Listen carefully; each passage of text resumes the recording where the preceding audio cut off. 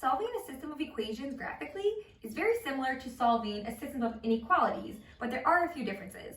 First off, when you're looking for a system of equations, you're looking for the intersection or a point where lines or multiple lines meet. However, with inequalities, there's shading involved, so you're looking for an overlapping region and there can be multiple answers in your solution set. The other thing is when you actually go ahead and graph, you have to look at these kind of four things right here. So first you have to decide what type of line you have.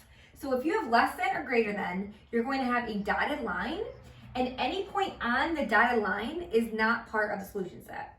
But if it's less than or greater than or equal to, that's going to be a solid line. And I always like to think they have this extra solid line to remind myself that's when it's solid. And any point on that line that is in the region that's shaded is part of the solution set. So first off, when we look at this, we want to say if something's dotted or solid. So I'm going to start with this and say this one is solid because it has that solid line underneath to remind us right there. And this will be dotted. So I'm going to go ahead and I'm going to graph this line just like normal, just with a solid line. So 2x plus 1, instead of 1, go up 2 over 1, up 2 over 1, down 2. And it will look something like this. Now, the other thing with inequalities is there's shading involved. So if you have a less than or equal to, you shade below the line, like shown here. But if it's greater than or equal to, you shade above the line.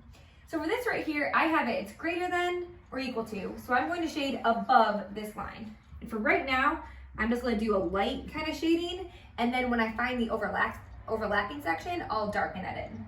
So now we can do this one with a dotted line. So we have negative x plus 4, so we start at 4, you go down 1, over 1, down 1, over 1, 1, up, 1, up. All right, and I'm going to connect that with a dotted line, and that's dotted and straight. And then for this, it's less than, so I need to shade below that dotted line, which would be all of this. Now my solution set is where both of those shadings overlap. So just so you can see, I'll make it darker. This whole section right here would actually be the solution set. So any point that is in this region would be a solution to this set of inequalities.